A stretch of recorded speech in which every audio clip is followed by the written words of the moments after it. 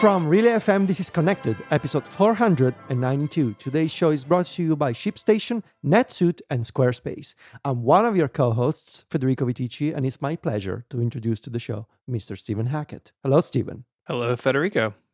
Hi, how are you? I'm good. What about you?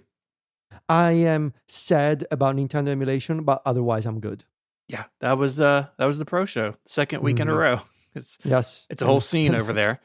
And it's already over, so that topic is done for. Yeah. Well, I mean, Nintendo will sue somebody else. It's inevitable.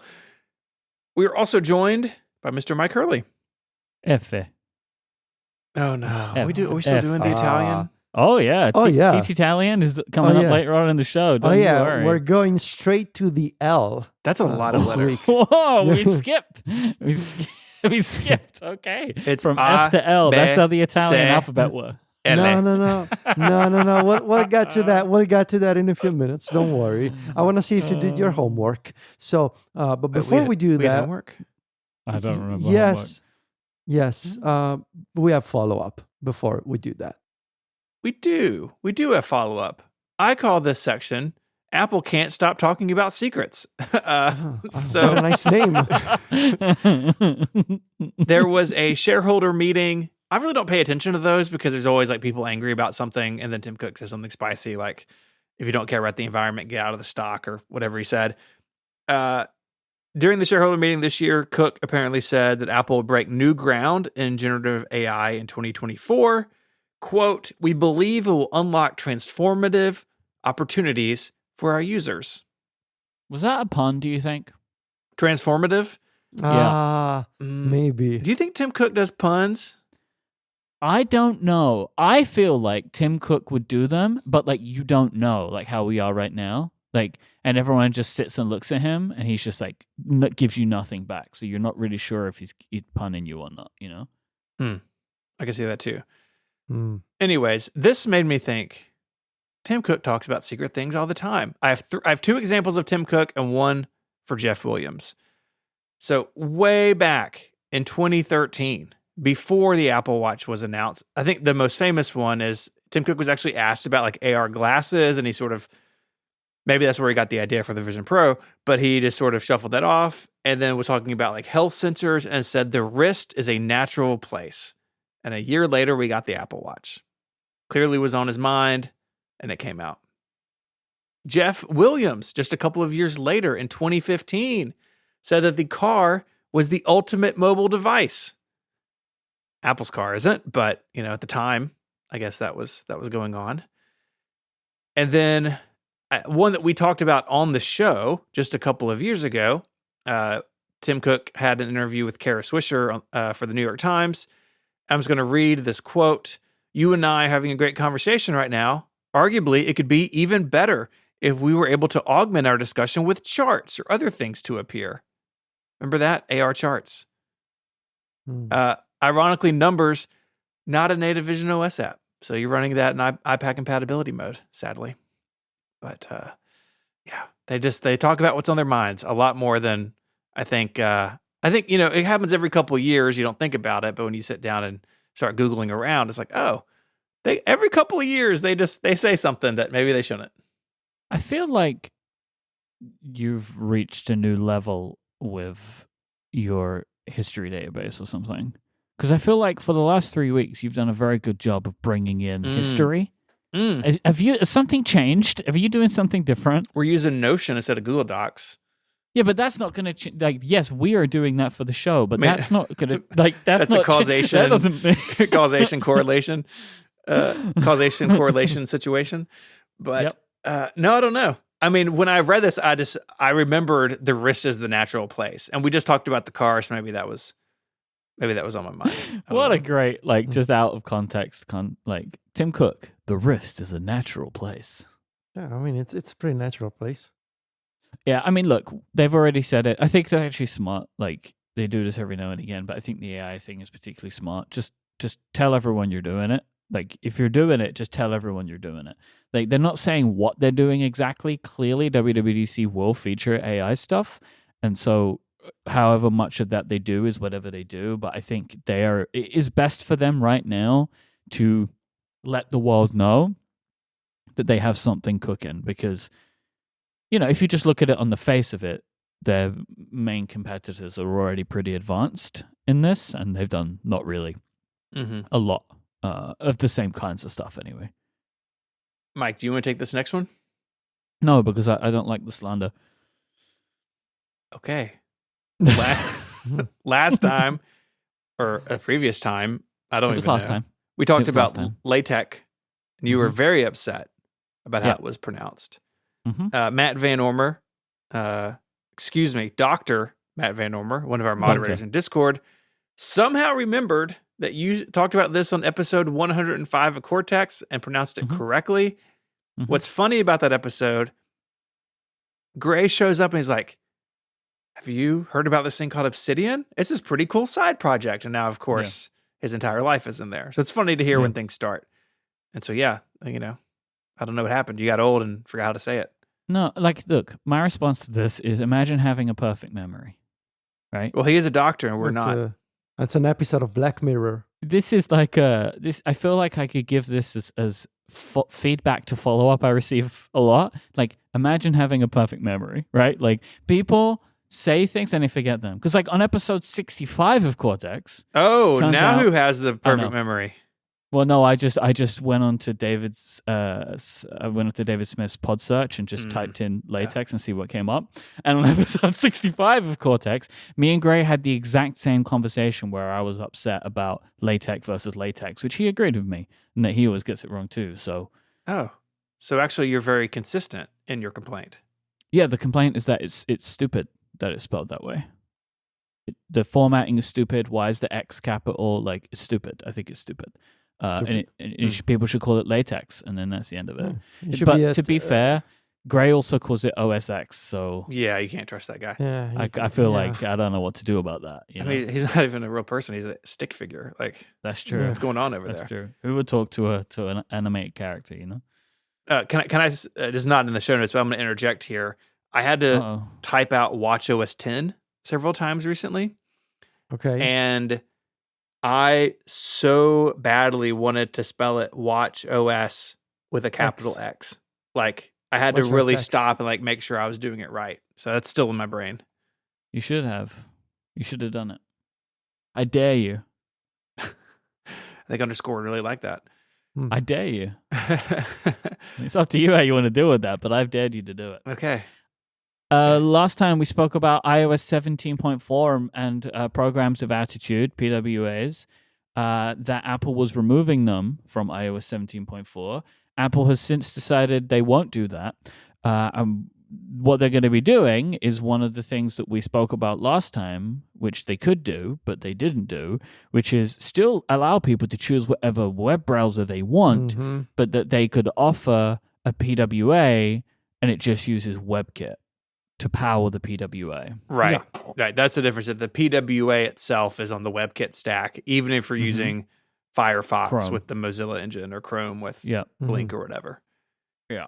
I do wonder, there's kind of a weird thing about the DMA that I think is sort of glanced over a little bit. Like, they put forth the rules and then Apple basically has to like give their plan on how to meet those rules. And there's even, I don't even think it's in the document, but even I think yesterday there were some more changes that they were announced. So I wonder if this is one of those things that, like, maybe it was public feedback, maybe it was just they didn't have a plan and they were late to it, or maybe the EU was like, hey, this particular issue we need you to readdress. We may never know, but I'm glad they're doing it. It's the right thing to do because there are people who do depend on those things, and cutting them out of the OS for what seemed like a pretty thin reason was kind of lame. So anyways, I'm glad they've reversed course no matter how it happened. I mean, I just choose to I give them the benefit of the doubt on this one. Like, if I was in the same situation, I could imagine they're like, well, they're never going to let us to keep doing this because they've told us we can't use WebKit, or like we have to allow the browser engines. So there's no way we're going to get away with the PWA thing. So let's just remove it.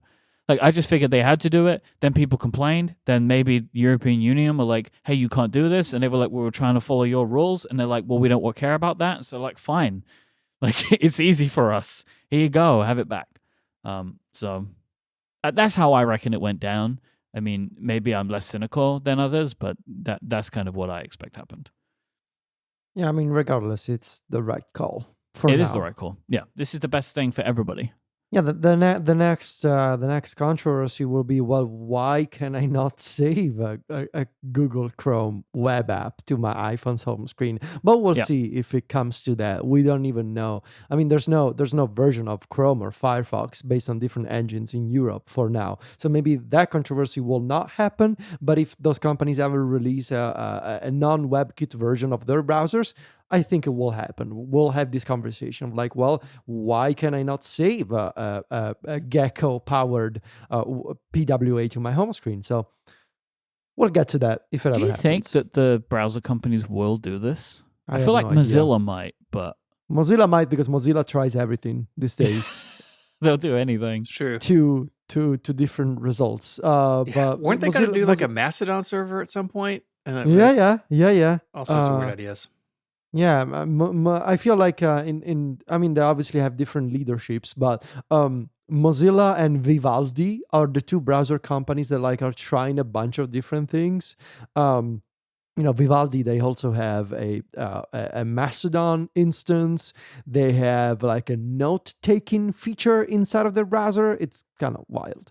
Oh, you can like Opera. They have like gaming mode. Oh yeah, Opera is kind of gross. I think they're doing aren't they doing some crypto mining stuff? I mean, no, but like this is the same thing. Opera will do everything. Yeah. Yes. Right. Yes. They will just do everything.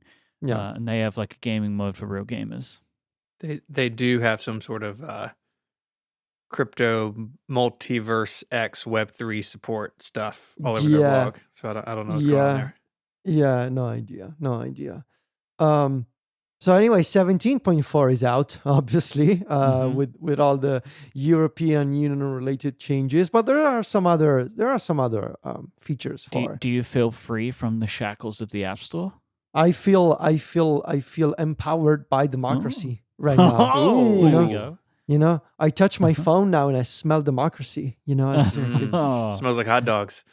Yeah, no, it smells like the streets of Venice. And what I like is this description of democracy is rules that nobody really knows how to implement. Like this is what democracy has given us. That is democracy. Yeah. Yes. Have you heard of the Electoral College? Like no one knows how that thing works. Unclear rules that no one's quite sure about. Yeah, democracy. It's one of those words that you just say because it makes you feel good. You're like, democracy. Yeah. Yes. How does it work? Who knows? There are other features for non-European users, like transcripts in podcasts. Really good. Yeah, really good. They spell my name right, surprisingly. Yeah, I had a listener question about that. Like, how do they know your names? Like, well, they have the podcast feed, and our names are in podcast feed. So that's good. Mm-hmm. I'll also point out, and we'll put a link to Jason's thing in the show notes. He wrote a nice piece about transcripts. Currently, there's no support for transcriptions on members-only versions of podcasts. Yeah, private, individualized private feeds. Like what we use with our members. Like what most people do. All Patreon, all Memberful. Mm-hmm. Most, because if you have just a singular private feed, it's not really that private, because then like it's if it's not individualized. But they should have transcripts for that, or let us upload our own, and that doesn't seem to be working right now. So I don't know. I don't know if this is ever going to work. Like I don't know how would you do it if every feed is individualized? How on earth could they serve the transcript? Just point everyone to a file on my server. Like it's fine. So they do this. They import descriptions that are all the same for everybody. Like this is not a thing they have. Like Apple's made this more complicated than it needs to be, I think, and it's a bummer because we want our members to have a good experience. And I also hope that other third-party podcast players will upload transcripts because it's much easier to make them now. Right? We've gotten this question over the years of like, why don't you have transcripts? It's really hard to do transcripts manually at our size. And AI tools, while not perfect, make honestly pretty good ones. Apple's are really good, actually. And what we can use... the best I've seen. They're unbelievable. Yeah. And what we can make now are pretty good. And so hopefully this rolls out to more podcast players, and hopefully Apple fixes it for private feeds, because a lot of people use those. And Apple's fine with all sorts of monetization on podcast. It's just some are more equal than others, it feels like right now. Yeah, like I'm sure that these would work if we did an Apple Podcast subscription. Right. Of course, though. I mean, I'm being, which we can't. I'm being a jerk. I'm not gonna do. No, we're not going to, like, because the 30%, 70% split doesn't make any sense. Yeah, like, take that on EU. Yeah. The biggest news in iOS 17.4, honestly, probably the lime emoji. Lime emoji. I've already used it like 3 times. Me too. Which on my Mac that is not updated to the latest version of Sonoma, I see as a lemon followed by a green square. There's not a new version of Sonoma yet. There's not a 0.4. It's not out? Okay. No, my guess is Friday with the new, or just sometime ahead of the new MacBook The Airs. new Macs. Yeah. So do you remember that's called a zwidge? Yes, where they cram 2 emoji together and a new one comes out. Yeah, a little zwidgy. When a lemon emoji and a green box emoji love each other very much, a lime comes into the world. Wow. Yeah. Papa, how are limes made? That's how I imagine that conversation. How was Babby begins. formed? How is lime formed? So yes, but yes, 17.4 is here. It has stuff, but the main stuff is the EU stuff. And currently, I don't think there's anything, right, Federico? Like, there's nothing that you can do. So I haven't seen. We've heard of at least 2 app marketplaces launching soon. I don't believe they have launched. No. And I'm living right now in this weird, unsurprisingly, scenario in which, well, obviously. Me, weird me? No way. So obviously, physically, I'm in Italy right now, and usually. Obviously. If you recall, during the iOS 17.4 beta cycle, we spoke about that option in that little setting in the settings app called the identifiable region, right? That told you what region your iPhone running 17.4 was identifying you as, like where are you based? Now, in the public version of 17.4, this identifiable region is gone. And despite living in Italy and my phone previously recognizing me as having an identifiable region of Italy, I haven't seen any of the EU pop-ups in the App Store or Safari. So you haven't got the browser ballot. I think my phone right now thinks I'm an American traveling to Italy. So I think these settings will appear eventually. I am living in a grace period. I genuinely think your Apple ID is like a key part that's gonna mess this up. Probably. You know how you have like I think you have like a burner American phone. You need a burner EU phone. Yeah, You'd be set. Yeah, you'd be like Saul Goodman when he opens his desk drawer and there's a bunch of phones. You'd be that guy. Yeah. This episode of Connected is brought to you by ShipStation. Let me ask you a question. Have you ever left an entire cart behind because shipping was going to take too long or was going to be too expensive? If you shop online, you know shipping can make or break a sale. And as your business grows, ShipStation can help optimize how you ship your orders so you can stay competitive while you scale up. Whether you're shipping 100 packages a month or thousands, ShipStation lets you automate routine shipping tasks and easily handle returns. I used ShipStation for all 3 of my Kickstarters that I fulfilled myself right here out of my studio, and it was a dream. It synced really easily with the systems I was using. I could get really awesome shipping rates through it. It was great. And their free trial is quick and easy to set up, and you're going to learn that it's going to be great for you too. You'll see how easy it is to automate shipping tasks and manage orders all in one simple dashboard. Rules and automations allow you to print shipping labels at the click of a button. And there's effortless integration everywhere you sell online, including Amazon, Walmart, Shopify, and more. You can manage orders, print labels, compare rates, optimize every shipment, and automate delivery notifications. Plus, you get industry-leading discounted rates, up to 89% off from USPS and UPS. Over 130,000 companies have grown their e-commerce business with ShipStation, and 98% of companies that stick with ShipStation for a year become customers for life. Optimize and keep up your momentum for growth with ShipStation. Use promo code CONNECTED at ShipStation.com to sign up for your free 60-day trial. That's ShipStation.com, promo code CONNECTED. There's also a link in the show notes. Our thanks to ShipStation for the support of the show and Relay FM. So, Federico, your friends over in the European Commission, they have handed a basically $2 billion fine to Apple because of anti-competitive stuff with Spotify. Me and Jason had a good chat about this on Upgrade. I wanted to know what the two of you thought about this pretty hefty fine. I mean, obviously, if you read the explanation from the EU, from the European Commission, I think it's a very well written and reasonable explanation.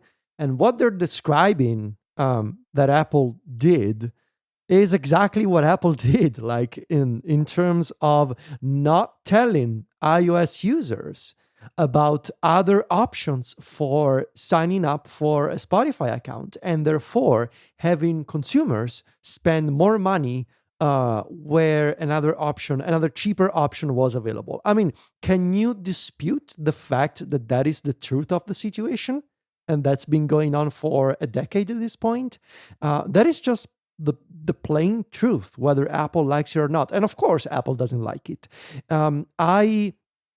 I am loving, I gotta maybe, I think Myke is sort of vibing with me here. I am absolutely loving the chaos of this situation.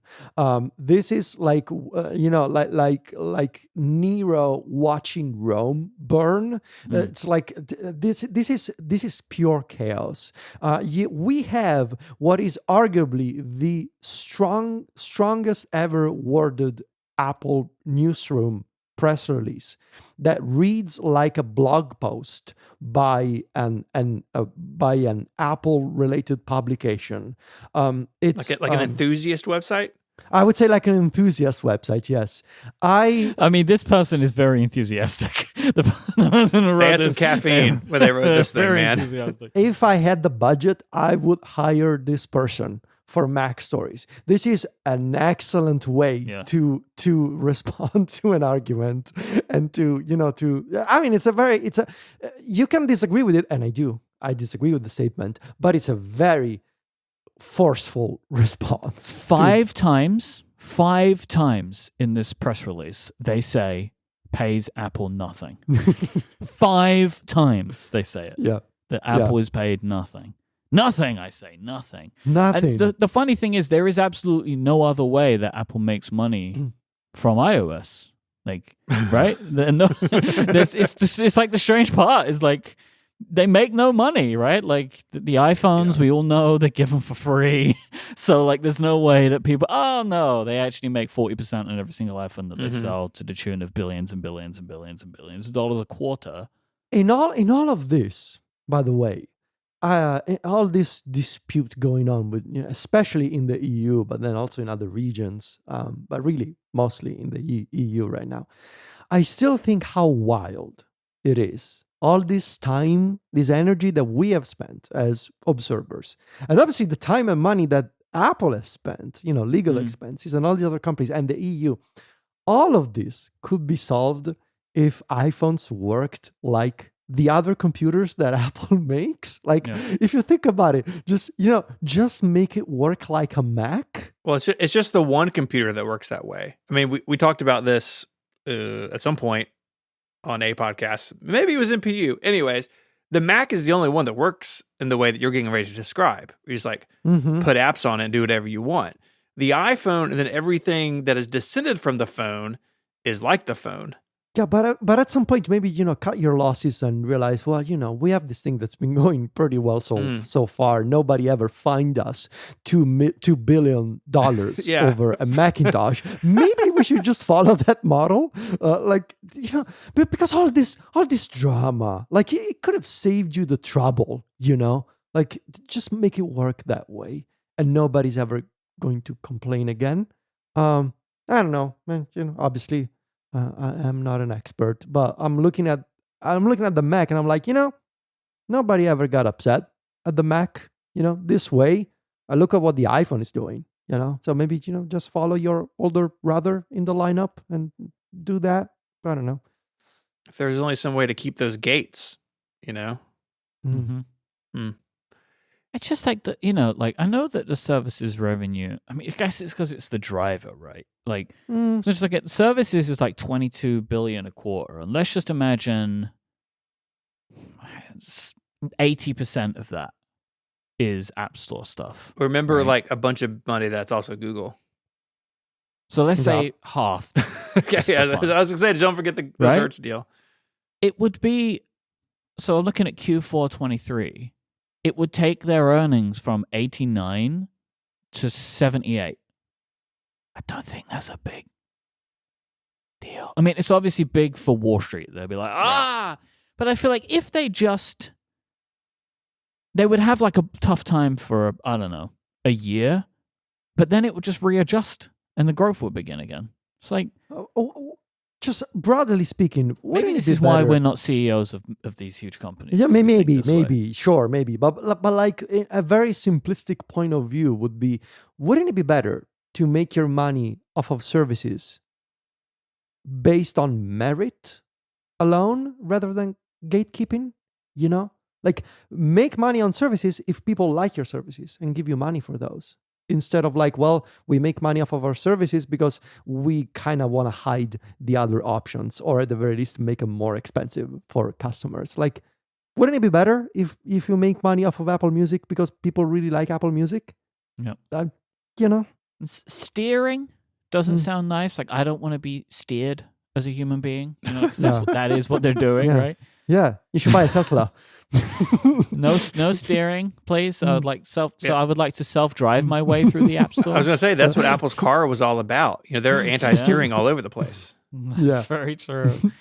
Very true. Let's cleanse our palates with Professor Federico. Yes. See, with all this European Union drama that's unfolding, I find it really beneficial for you guys to learn some Italians. So that when the time comes that we have to litigate our way, into some kind of law that we're breaking with this podcast because we're being anti-competitive, we can do that as a trio in Italian. So last time in the Teach Italian segment, we learned, and it's a royal we, of course. I knew them. I hope you learned them. The first few letters of the Italian alphabet. So A, B, C, D, E, F. Now, can we do a quick recap, Myke and Stephen, of the letters we learned? Yeah. A, B, C, D, E, F. You misspelled one, Myke. Which one? It's not E, it's E. F. Yes. F is my favorite. FA is the best one. All right, and Stephen, I assume, do we get a version from you? I did it at the same time Myke did. I think you'll find that on the tape. Everyone clearly heard it. Today we are moving to the next 6 letters, and the difficulty is going maybe rising a little bit here. So we're doing G H I J K L. In Italian, this will be first one is easy, G. All right, so it's like in English, G. Now the H is one particular little dude, H. Aka. Excuse me? Yes, H. This is like the jump scare, right? Because I feel like everything else before was like, yeah, I know, I could understand how we get there. I'm gonna read you the all the letters: G, H, I, J, K. So it's different from H, but it's similar. K, L. This is way harder. This is interesting. What happened to H and K? You know what I mean? I have why no are we idea. in a different world here? So H is H and K is K. Kappa. Yeah. Wait, right. what was it? Kappa. Kappa. Kappa with the Kappa. with the I hard like C. a cup yeah. of coffee. Like that. Like a cup of coffee, Yep, yes. that's it. Yes. Let me do it like Mario. I like a cup of coffee. Yeah. High pitched. I mean, was that? Okay. It's higher. I can't go that high. yeah. Let me see how high I can go. Let me get some water. Jim, leave all this in. Yeah. All right. Mario walks into an espresso shop. Yeah. I like I like a cup of coffee. Like that. Yep, there he That's is. a southern There he is. sounding Mario. Mario joined the chat. Kate, that was Mickey Mouse. Get out, Kate. All right. So G-A-K-I. The first three. G-A-K-I. Yes. G-A-K-E. Yes. Perfect. J-K-L. J-K-L. Yeah. I can go with that. J Stephen. Kappa L. That's this is the same mistake you do with the F. It's not F, it's not L, it's L. Longer. L. Well, not that long. That fixes it. It fixes it. That's it. Just overdo it. Don't overdo it. L. J Kappa L.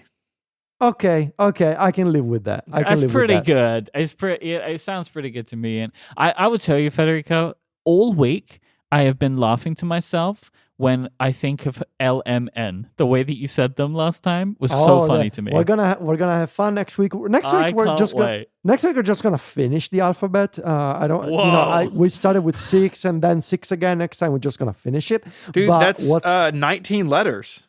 No. Well, no. 14 no. letters. 14 letters. Yes.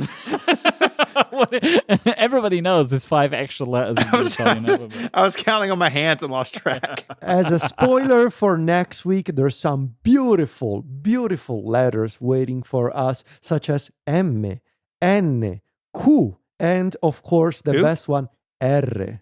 So. Well, Yeah, look, one of my favorite letters in any language is W. I hope you're going to give me something of that quality. Oh, yes. The Great. W, of course. Yeah, that's all I want. Double. It's not double. So let's go from one form of Federico chaos to another form of Federico chaos. Yes. I almost feel like this is like the tragedy and was it tragedy and misery? The two masks, you know, like the dramatic masks. We've had this conversation before, I know, and but I've forgotten. Two now. masks. You know, like masks. the it's like comedy and tragedy. Comedy or and something like tragedy. that. Are you Yeah. saying there Yeah. are two masks inside of me? Is it sort of like that? The two Like- masks of chaos, where one is just like here's a little bit of fun, and then the other is like I'm gonna rise something from the dead.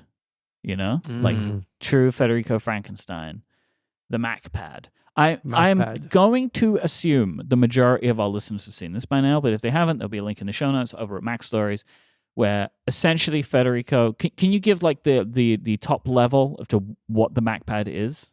The MacPad is a hybrid Mac and iPad merged together thanks to magnets and the Apple Sidecar technology.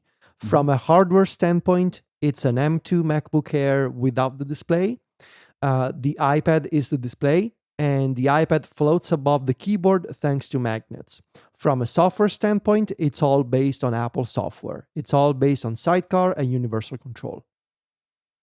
All right, so the key part of this here is that you took a laptop and you removed the screen. Like that is the very, very key part of it. It's the hardest part.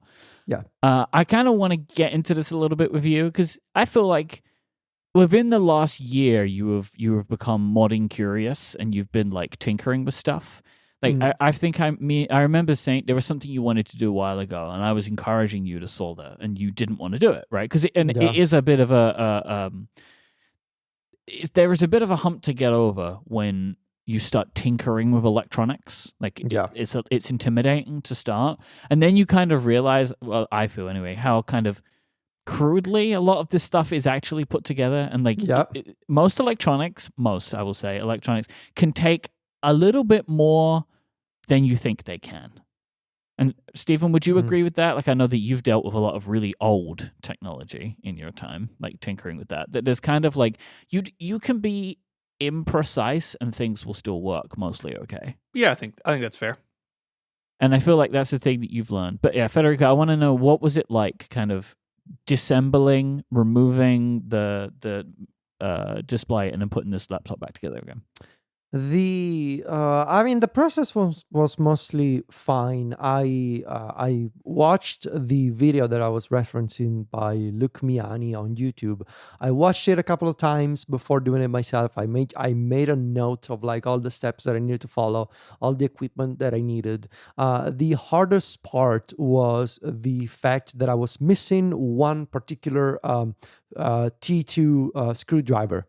I reached the very end of the disassembly, and I thought I had failed at the whole thing because I couldn't remove one final screw, and I basically forced it out with a bigger screwdriver, and it was fine. I was listening to you tell John that on App Stories, and I think I was driving. I was like, "Oh, it was okay. It was okay." First up, Federico, you need the full iFixit kit. Yeah, like, you will just appreciate having it. Yeah. I had the basic one, but it doesn't have all the tools. Yeah, you want the full one, like the ProTech toolkit. That's the what you want. ProTech. Yes, yeah. Yes. It's a really, really good thing to own. Like, I recommend it. Like, I've used mine just for regular stuff, just because you got all the bits. They're all there. It's a nice investment. It's pretty well made too. And the other thing that proved a little too difficult, and then eventually I lost my patience, was putting back all the shields that were covering all the connectors. And so I ran out of patience, and I was like, you know what? I'm just gonna not put back these other shields. I put back. So similarly, this was my favorite part, because it's kind of like, you were so far. Like, why didn't you just do it? No, I couldn't be bothered. I was all excited to try the thing. And I did more than the original YouTube video did. So at the very least, I put back the shield on the battery connector because that was making me uneasy to leave it unshielded. I saw that in his video. I was like, what are you doing? Yeah, I put back that one. I put back the shields on the speaker connector. I think I covered the essentials of like the critical components inside. But really the hardware, like, it was actually more difficult, honestly, to obviously first to find the courage to do it. Like, finding the willingness to do it was more difficult than actually doing it. And honestly, it was like more challenging to line up the magnets just right than it's very easy to open up a MacBook Air, and the machine is beautiful inside. Like, it's so, you can tell it's an Apple product, obviously. It's like, it's very precise and clean and easy to understand. Is there a hole in the back? Like, now that the screen is gone and the hinge is gone. There is a small hole in the back. Yes. I am leaving it. I'm just open for now. Okay. I am not particularly worried about like dust, or I'm not gonna take this thing to the beach, obviously. I am not. You just like pull the sand out of your laptop at the end of the day. It's fine. Like, it's all silicon in the end, just good point. No, there is a small gap in the front, but hey, maybe it's good for ventilation. It's one extra improved airflow. Yeah, improve the airflow. There's one extra window. You should run a Geekbench on it and just see, and then see if it's improved it at all. One thing that you said elsewhere that really I didn't think about until you said it. I was like, oh, of course. You said the battery life's incredible, right? Yes. Yeah. That's because the computer is not powering like a physical display anymore. Right. So really the battery lasts forever now. And really the biggest hit on the battery is on the iPad itself. Like, keeping the display always on and keeping Sidecar always going on the iPad. That's the device that I'm finding myself charging most of the time. It's the iPad, not the Mac. The top half of your computer. If you plug the iPad into the laptop, will the laptop charge the iPad? It will, yes. Okay, there you go. So you can kind of get your ratio in that way. Yeah. I know this sounds weird, but like that, it has been playing on my mind a lot, the fact that the battery life has improved. Because it's like, does the computer know there's no display? Like, it does, but I understand how battery life works, but like, it is weird to me the computer still thinks there's an internal display. The computer still thinks there's a built-in display, but physically, I guess, electricity is not going in there. Right.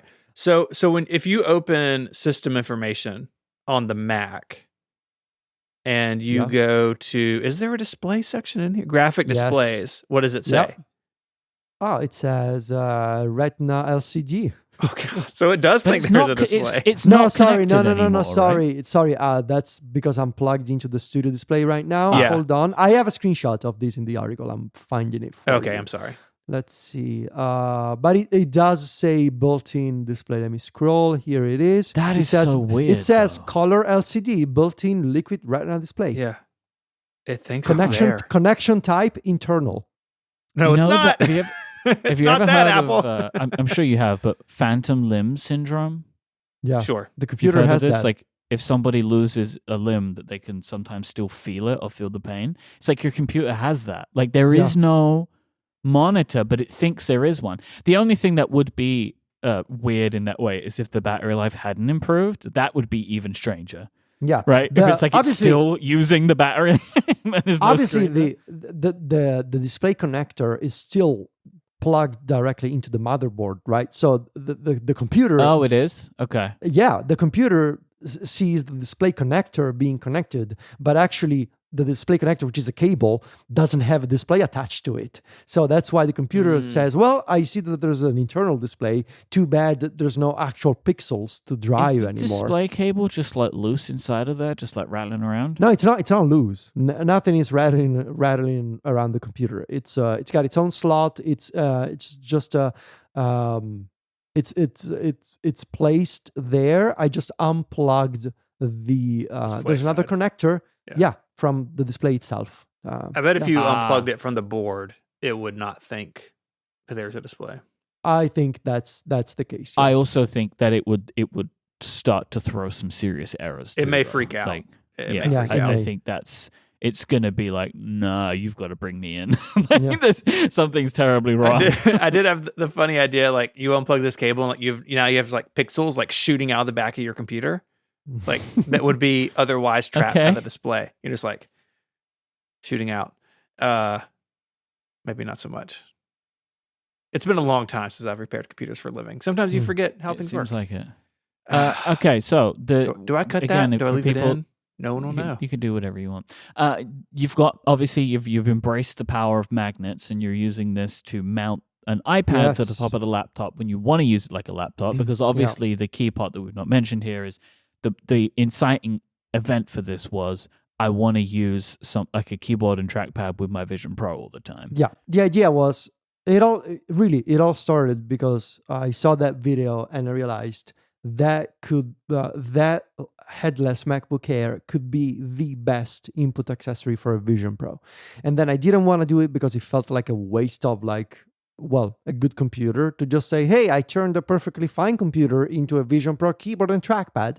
Hey, I don't have a laptop anymore now. So that's why I didn't want to do it. It was only when I realized, actually here, there's a bigger thing that I could try, which is to build a hybrid Apple computer so that I can have a laptop when I want a laptop, and I also can have a great input accessory for the Vision Pro, but also it can be the convertible that Apple doesn't make. So the dream of I'm using a laptop, but then if I want to just grab the display and it's a tablet and I can work with the tablet on the couch or in bed, it's also the same quote unquote machine. That's the exciting part for me. Not necessarily I made a Mac with a weird display.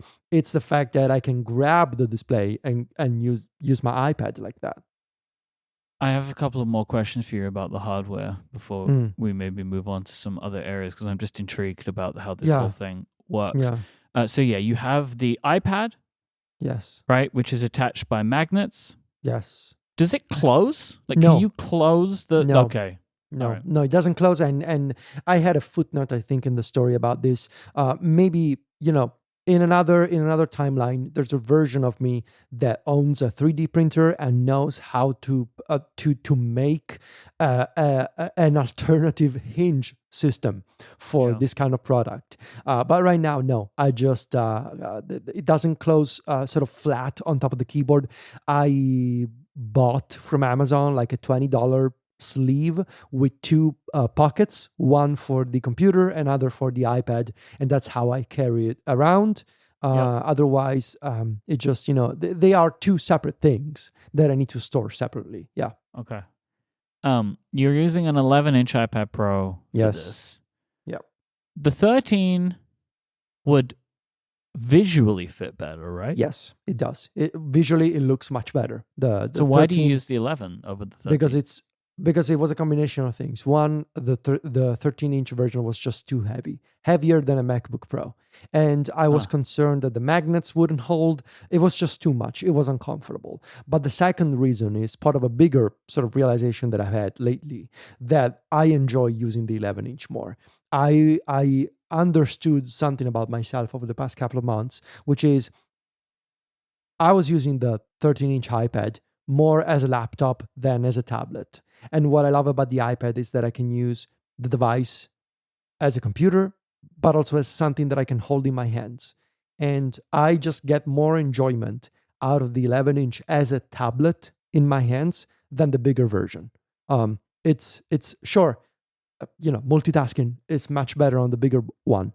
But if I end up not using the 13-inch iPad because it's so uncomfortable to hold and impossible to use in portrait mode, then I'm losing the whole benefit of having an iPad, which is, you can go from having a laptop to having a tablet.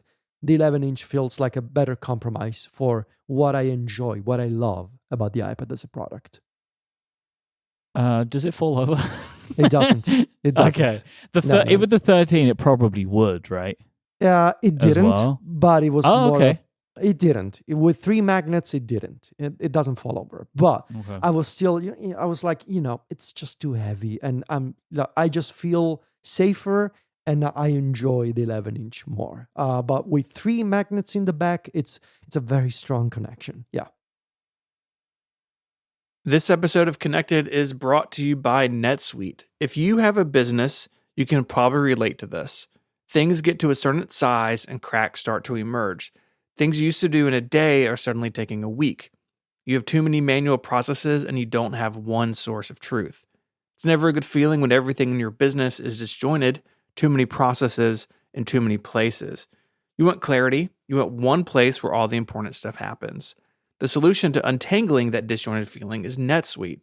It's a software company that has developed a cloud-based business management platform to help your team deal with key business processes like enterprise resource planning and financials, CRM, e-commerce, inventory, and more. I know that if I have too many manual processes running around in my business, getting work done feels way harder than it needs to be, and it's hard to be as successful as I'd like to be. And if you want to make sure the cracks don't emerge in your business, there are 3 numbers you should know: 36,000, 25, and 1. There have been 36,000 businesses that have upgraded to NetSuite by Oracle. That makes NetSuite the #1 cloud financial system, streamlining accounting, financial management, inventory, HR, and more. And NetSuite turns 25 years old this year. That's 25 years of helping businesses to do more with less, close their books in days, not weeks, and drive down costs. And 1, because your business is one of a kind. So get a customized solution for all your KPIs in one efficient system with one source of truth. You can manage risk, get reliable forecasts, and improve margins. Everything you need to grow, all in one place. Having all the information you need in one place makes it so much easier to make decisions. I know as a business owner what a difference that can make and how much easier everything operates when information is available. It really means smart decisions can be made faster. Right now, you can go download NetSuite's popular KPI checklist designed to give you consistently excellent performance. It's absolutely free, and you can find it at netsuite.com/connected. That's netsuite.com/connected to get your own KPI checklist. NetSuite, NETSUITE, netsuite.com/connected. Go there now, get that free KPI checklist, and make sure your business is one that continues to thrive. Our thanks to NetSuite for the support of the show and Relay FM. So we've talked about the hardware, but I think the hardware, while it like gets people in the door to this article, the software I think is really more interesting in a lot of ways, because you've kind of combined the Mac OS environment and the iPad OS environment in ways that I did not see coming as you've been working on this. What are some of the key components there, and like where are the lines of like what's a Mac and what's an iPad? Yeah. So the really interesting part for me is that I'm not using any particular hack or workaround to make this possible. It's all based on Apple software. It's all based, in fact, I mean, the whole software side, nothing is new on that front. Sidecar has existed for nearly 5 years, since iPadOS 13 and macOS Catalina. Nothing has changed there. It's still a way to extend your computer onto an iPad display. I'm just leveraging Sidecar when I want to use the MacPad in macOS mode. So the iPad becomes a macOS display. And I'm using another Apple feature, which is universal control, when I want to use the MacPad in iPad mode. In that case, I just need to swipe to the left and the pointer appears on the iPadOS side of things. I think it's fascinating, at least for me, maybe it also is for others, that I'm just leveraging existing Apple software. I'm not doing anything out of the already existing pieces of technology that Apple has here. The only thing I did is a shortcut to simplify the sidecar connection. That's the only sort of maybe custom thing. Typically, you would have to start Sidecar from the macOS UI. But how can you do that when you cannot see the macOS UI anymore? Because you don't have a display anymore. And so I found a way to initiate Sidecar from an iPad rather than from macOS. But it's still Sidecar. There's nothing special about it. The interesting part for me was realizing that I was able to use macOS and iPadOS at the same time, like on the same screen together. And that is possible because, and again, this has been the case for 5 years, I guess. I disabled Stage Manager on the iPad Pro. My thinking was, well, I have much better multitasking on the Mac now. Why do I need Stage Manager? When I want to grab my iPad to use it as a tablet, maybe, split view, old school split view and slide over maybe would be more conducive to that sort of experience. And so I disabled Stage Manager. And one day, as I was testing the MacPad, I swiped on screen and I realized that slide over appeared. And that sort of was a turning point for the whole project. It sort of broke my brain. I was looking at macOS, but at the same time, I could use an iPad app in slide over on the same screen. And that's been something that I now do. It's become something that I now do on a regular basis. For example, listening to music, right? So I'm working on macOS. I'm using Obsidian. I'm using Safari. I'm, using shortcuts on the Mac, which is better than on iOS. But if I want to listen to music, I actually listen to music via the music app for iPadOS in slide over mode. It's easier to invoke. It's easier to use. And because it's playing music through the speakers of the iPad, it sounds better than through the speakers of the MacBook Air. So living in the real story for me has been, obviously, from a physical standpoint, grabbing the display and using it as a tablet. But from a software standpoint, has been having macOS and iPadOS together on screen at the same time.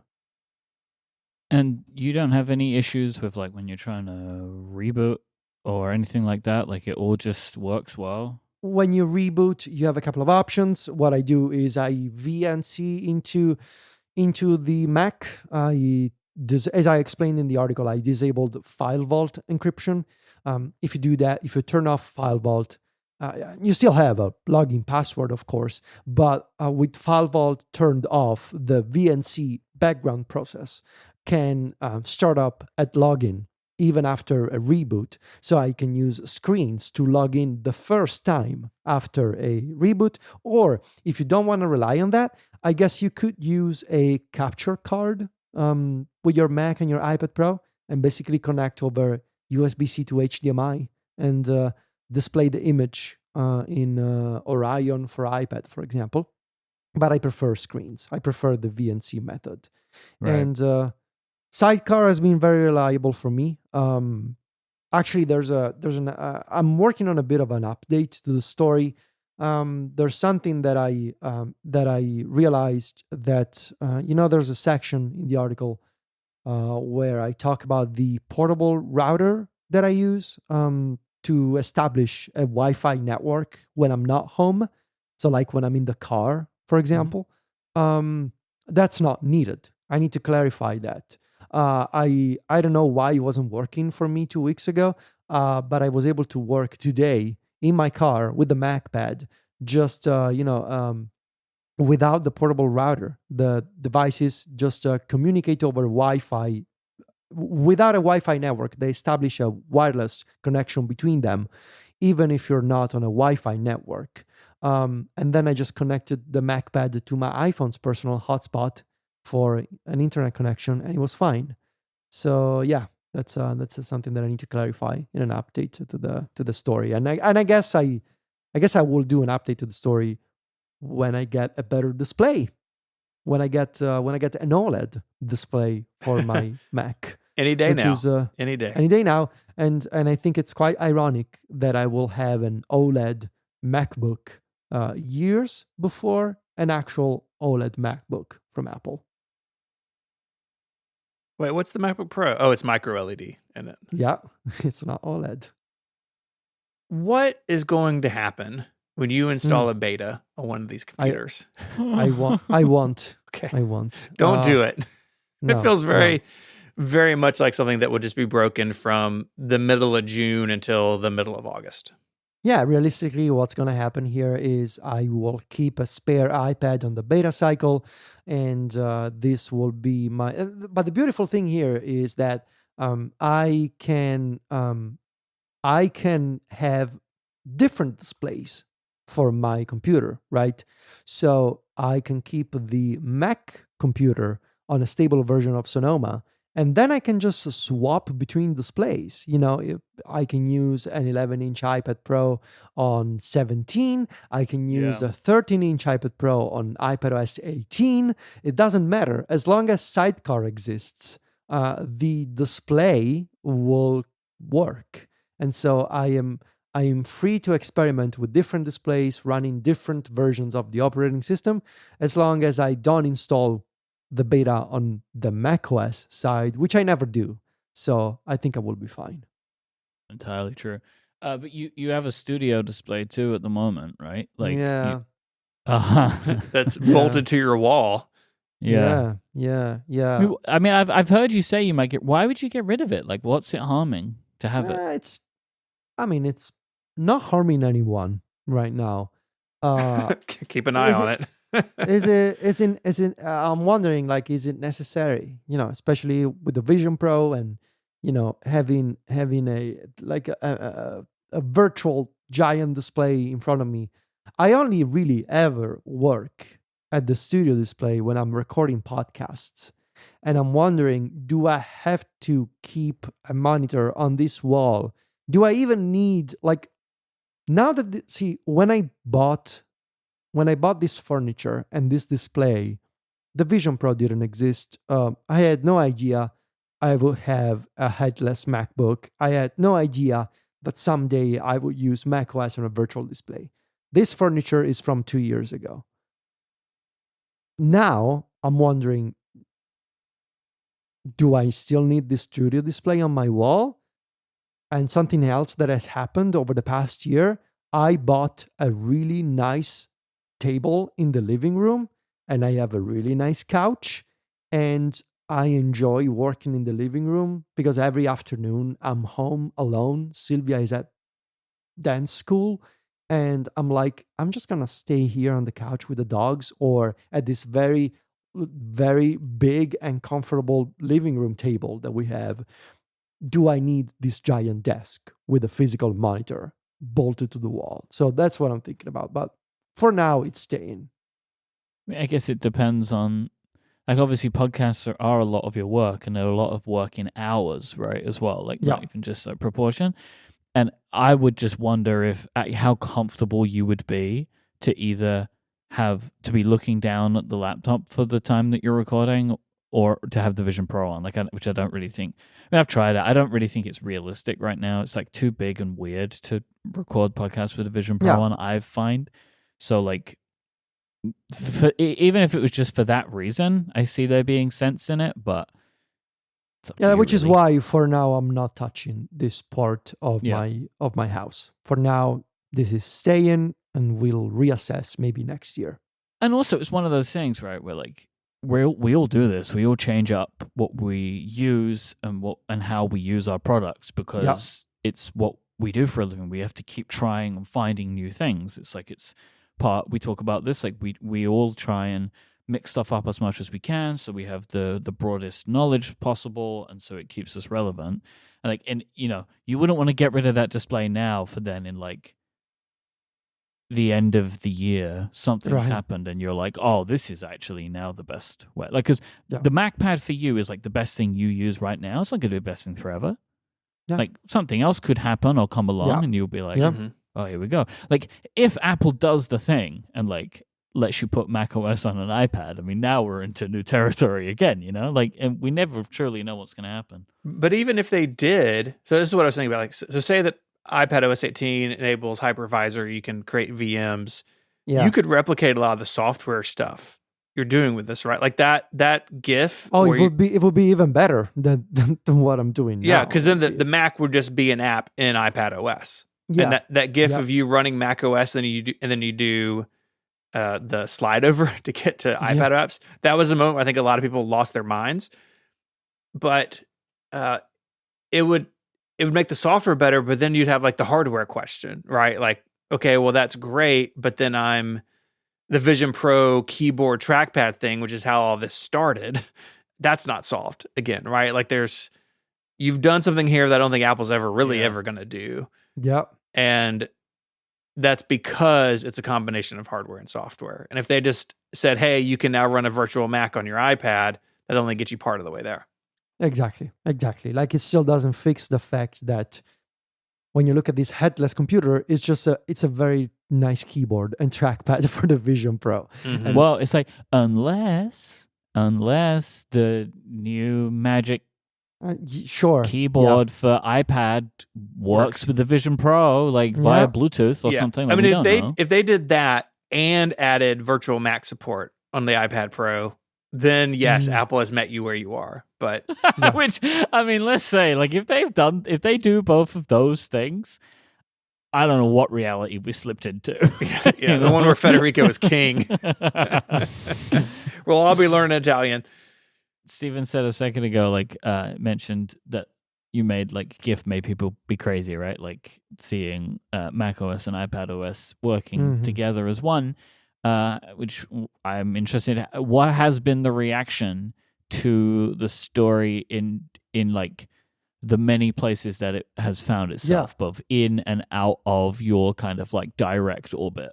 Yeah, so there's two things I want to say here. The first one is from a pure numeric standpoint, the reaction has been wild. And I can tell you that numbers alone, it's performed better than launch day of an iOS review that I do every year. And that review does really well.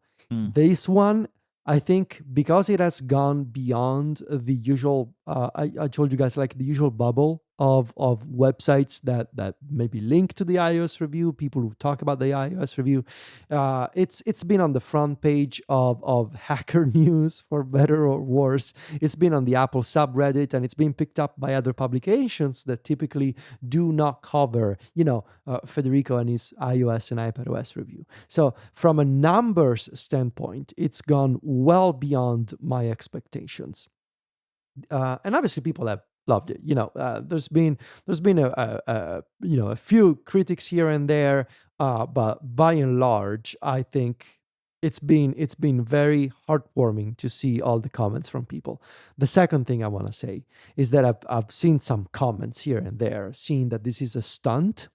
And I need to clarify something. I don't think I made it clear enough. Folks, this is my main computer now. Like I did this to my main M2 MacBook Air. Like I did this to my own computer. I didn't buy a special computer for this. I did this myself to my own computer.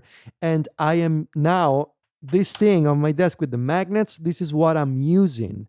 And I plan on using it going forward. I plan on coming to WWDC with this thing. Like, this is my actual... God. Can you imagine trying to put that through TSA?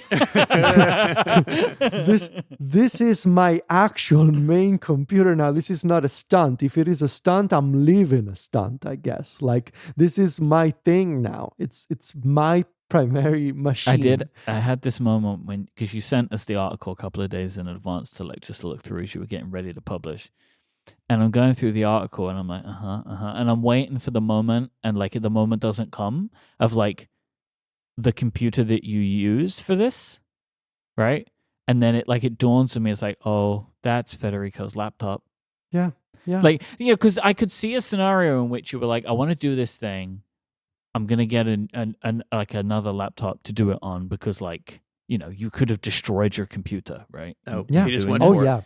He just went for it. YOLO'd it, and then I was like, oh god, he did it. Do you still have all the pieces, right? Like I do, in a plastic bag. Yeah, that's probably for the best. You never know, right? You want to keep it, but yeah, I feel like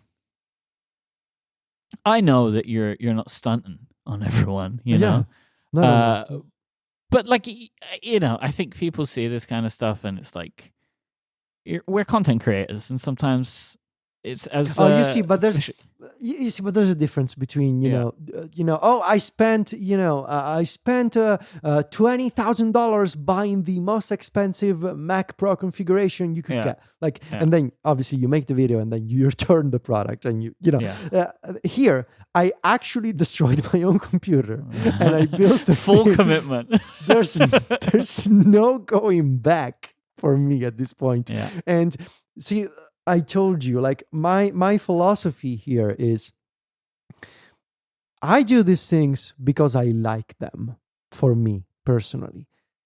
And if they make for a good story, even better, because it means I was able to turn a passion of mine, a fun thing I did, into something that also made money, but also something that, and this is going to sound so corny and cheesy, but I'm sorry, something that people will remember me by, which is something that I always keep in mind, and, to leave something for other people. And so, I don't want your legacy to be the MacPad. It's fine. I want your legacy to be your iOS reviews. Like, that's all I want for you. No, that's the point. The legacy should be everything. Like, it should be all the crazy, stupid things I've done over the years. It's fair. You get the whole body package. of work. It's a body of work. Yes. So that's how I see it. Like, I do these things because I have fun, because I wanna push the conversation sometimes, and if it makes for a good story, great. It means I like my job. This episode of Connected is made possible by Squarespace, the all-in-one platform for building your brand and growing your business online. With Squarespace, you can stand out with a beautiful website, engage with your audience, and sell anything, products, services, even content that you're creating. With Squarespace, you have everything you need all in one place. I've been building websites on Squarespace for years. In fact, I just wrapped up 3 of them for our friend David Smith for a few of his apps. And it was awesome. I got to start with a beautiful template, use Fluid Engine, which is this next generation website design system, to lay things out. I can drag and drop things in from the desktop or on mobile and really build exactly what I was looking for. And if you have a store, David's not doing that, but if you have an online store, you can sell physical and digital products. We've done this Relay FM in the past. In fact, on Connected a few years ago, we sold the magnet sets. I did all that on Squarespace, and I got really awesome, powerful payment tools.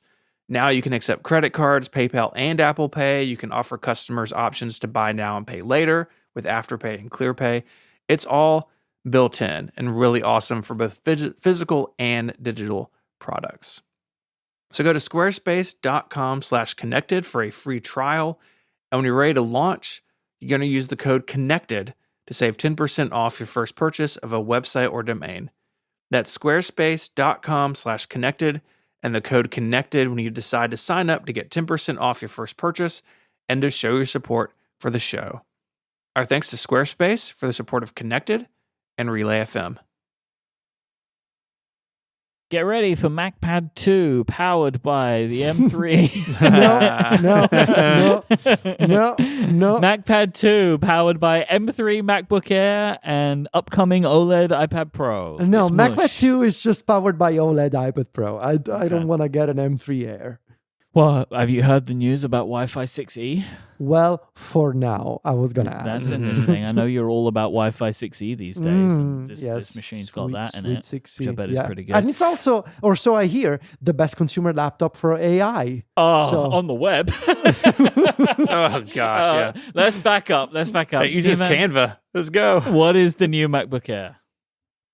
It is the previous MacBook Air, but now with M3 instead of M2. So 13-inch and 15-inch, same 4 colors, although your beloved Midnight now comes with the anti-fingerprint coating that the Space Black MacBook Pro enjoys. Let me tell you, Stephen, all right? The people that get that one, they're weaklings. All right? If you can't deal with the fingerprints, you don't deserve Midnight. Wow. That's what I say. Wow. It's like, what is that thing? If you can't take me at my worst, you don't deserve me at my best. That's how I feel about this, all right? Okay. Midnight is great. It deserves the fingerprints. It's fine. Okay. So it's the same MacBook Air we all know and love.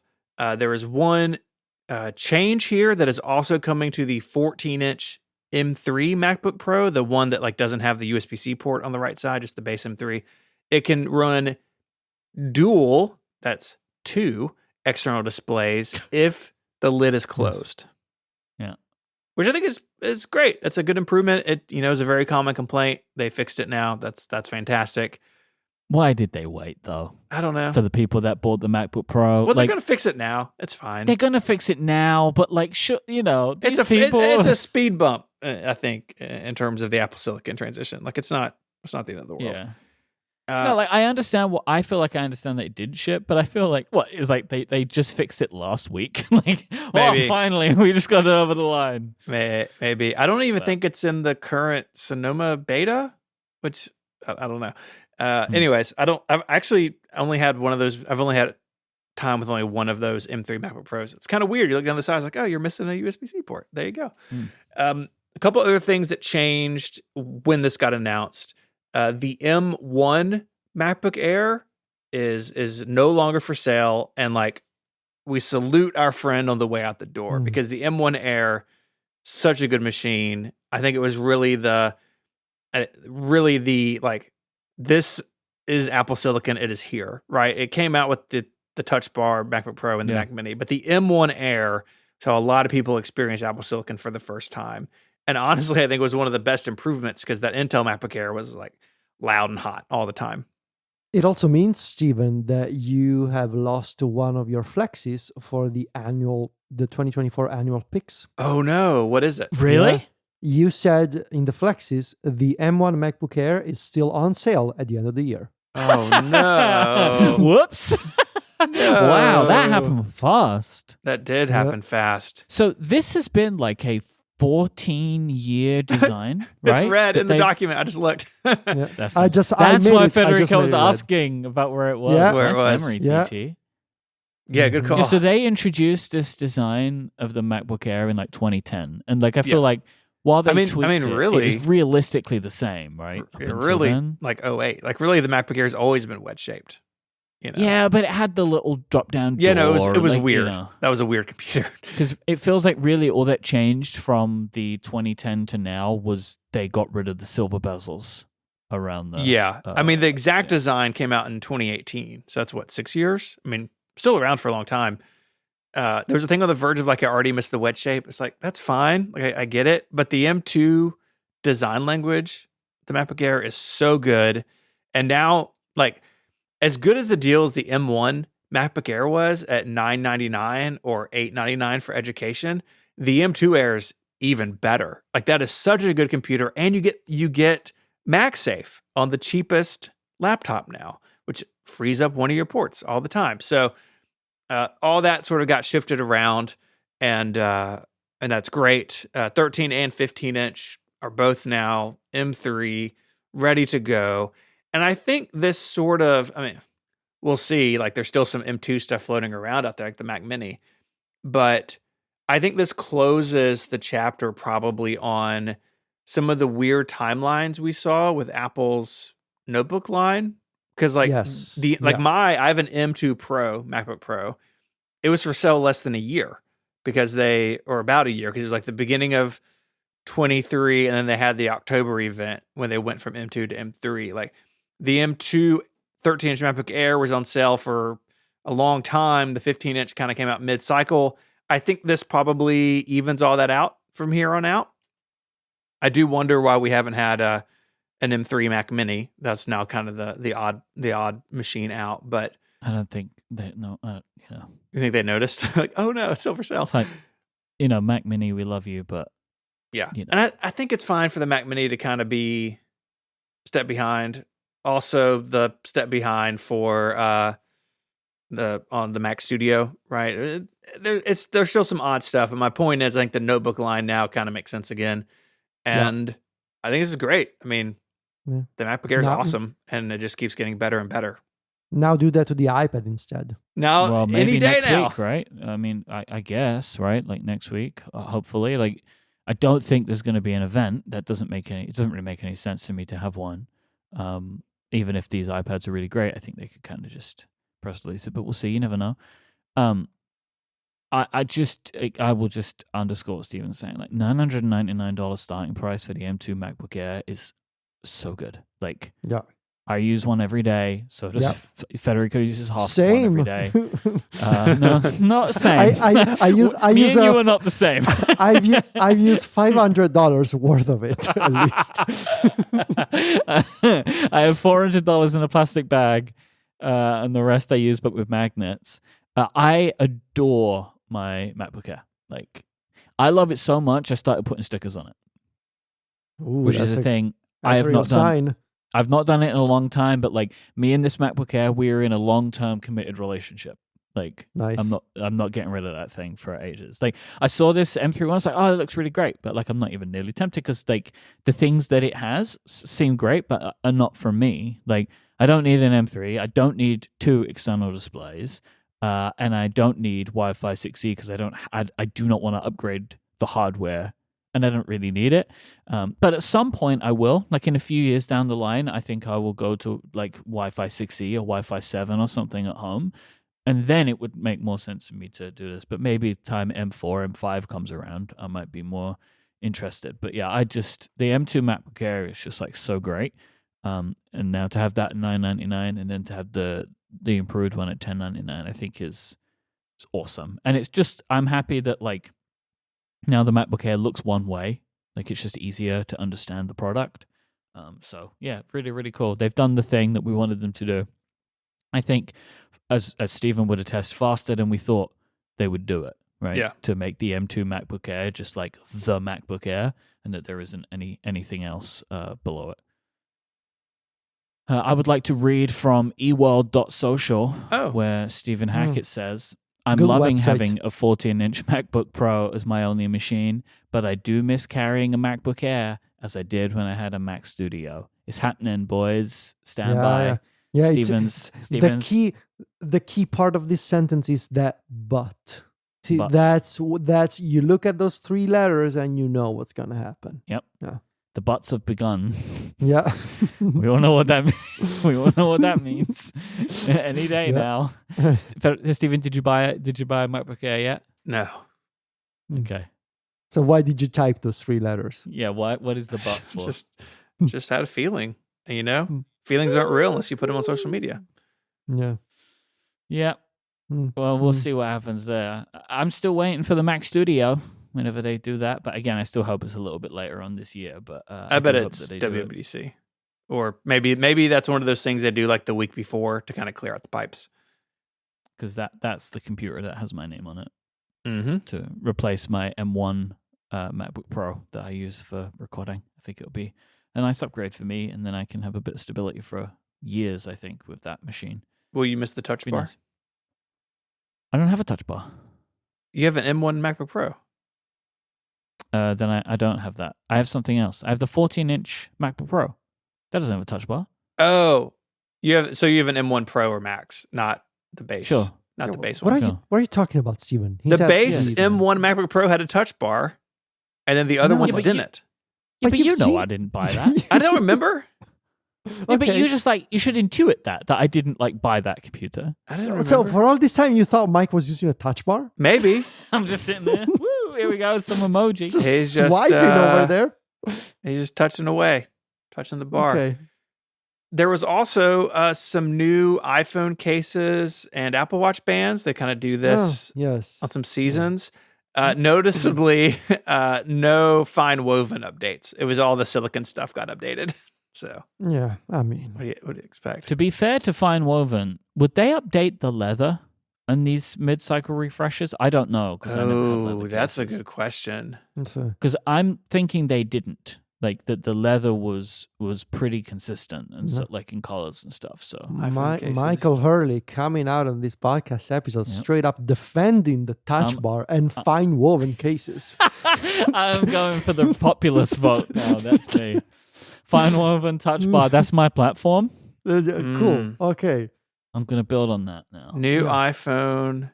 I want more ultra bands. That's what I want. I like the trail loop. I would like more color options. Yeah, they didn't do it last time either. They've only updated the bands when there's a new phone, and so maybe that's just how it's going to be. Okay, I can't find what Apple did in 2023 because looking for new iPhone cases on Google is useless. Surely the venerable Mac stories would have it. I put that in my search and it was not helpful. We failed. New iPhone 14 silicon cases. So it doesn't look like they did leather last year. I just searched new case on Mac stories and was taken so they to did, March 7th, 2023. Apple announces yellow iPhone 14 and 14 Plus. Hey, we didn't get a new phone color, and they're silicone cases only. So silicone cases only. So maybe this is not a fine woven situation. No, maybe not. Boy, they're bad. Although I don't think the fine woven is enjoying its stay in the sun. Did you see the Joanna Stern thing? I saw that. Yeah, that looked real bad. It looked pretty gross. I'm gonna. Maybe this will be a pick for September. I don't think they will do any more fine woven cases. But do you think they will replace it with something, or do you think that it's something over? so there's a lot like a fake leather that it's not called fake leather, but something like a fine surface. I don't know how to call it, but not this material. I think that they just do. If I was them, just do silicone, just leave it, or maybe that. Yeah. I think the money they make on those higher end cases is pretty hard to turn down, though. But I don't know, make Silicon Pro or something. Put metal buttons on the silicon case, aluminum put texture on it or something. Make hard plastic cases, which everyone will enjoy. But I don't know. I don't see it. But we'll see. Maybe if nobody's buying fine woven, then there's no money to miss. It's true. I think that does it for this week. If you want to find links to the stuff we spoke about, head on over to the website, relay.fm/ungeniused. Ungeniused. Good grief. That's a different podcast. Amazing. Go over to relay.fm/connected/492. There's also a link to join and get Connected Pro, which is a longer ad-free version of the show that we do each and every week. Members also get access to a couple of members-only podcasts, newsletter, the Discord, lots of great stuff waiting for you with a Relay membership. Go check it out. You can find us online. You can find Federico at macstories.net, where he's the editor-in-chief, and I think now lead hardware hacker at Yes. Mac Stories. Yep. Modstories.net. You can go check that out. Yep, Don't go to that yep. URL. I don't know what Right, it is. I'm going there. No, Mod don't do it. Stories. Safari can't find server. Okay. Well, someone So- could buy it and point it at the MacPad Mhm. story, I guess. You can find Federico on social media at Vitici on Threads, and Vitici at MacStories.net over on Mastodon. You can find Myke's work all over Relay FM. He's on a whole bunch of shows. He also does amazing work over at Cortex Brand. You can follow him as iMyke at myke.social on Mastodon, or on Threads as iMyke. You can find my writing on 512pixels.net, and I co-host Mac Power Users here on Relay FM each and every Sunday. You can And follow on me Genius. and on Genius every other Yeah. Tuesday. I don't know where that came from. It really, of all of the shows to pick, I know.